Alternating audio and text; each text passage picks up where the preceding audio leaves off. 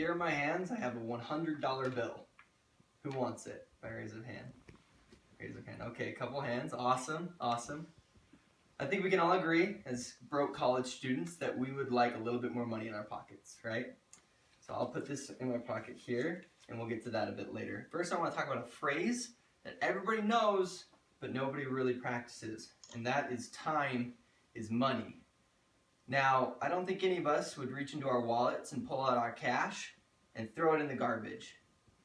But how many of us are so willing to throw away our time on meaningless things?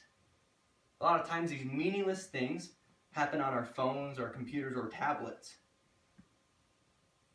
Dieter F. Uchtdorf said that electronic devices, helpful if used properly, can become hurtful diversions or heartless chambers of isolation. And I think we can all think of different chambers of isolation that are in our own lives. But the one that pokes out in my mind the most is Facebook. Now, the CEO, Mark Zuckerberg of Facebook, he said that the average consumer of Facebook spends 40 minutes a day on the site.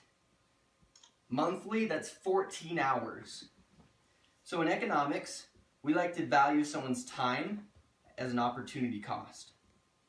And the way we do that is using their hourly wage. So let's pick an hourly wage that is pretty common here at BYU. $8 an hour. If we take $8 an hour and we times that by 14 hours a month, we get $112 a month.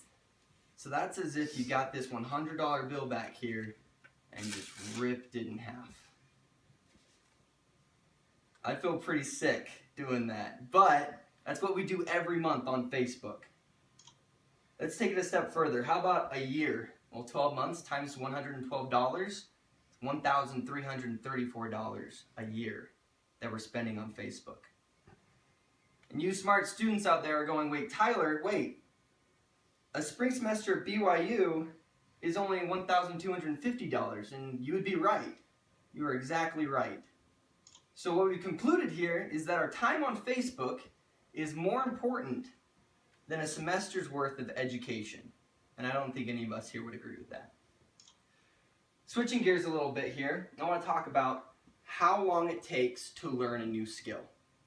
A lot of us have heard the phrase, well, it takes 10,000 hours to learn a new skill, to master it.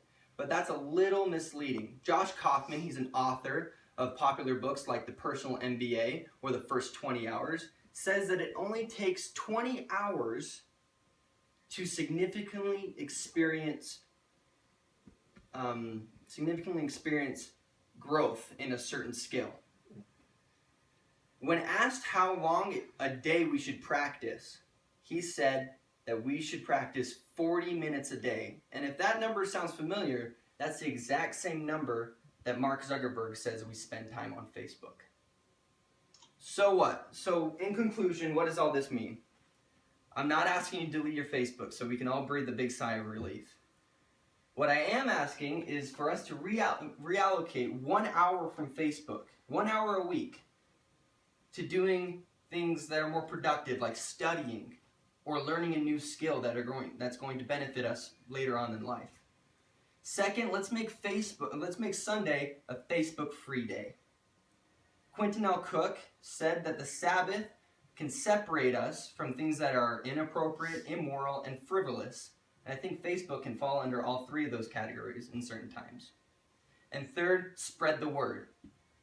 Tell your family, tell your friends. I don't think any of us here would reach into our friend's pocket and take out their money and throw it in the garbage. But that's what Facebook is doing to us every day. And it kind of begs the question, is Facebook really our friend? Thank you.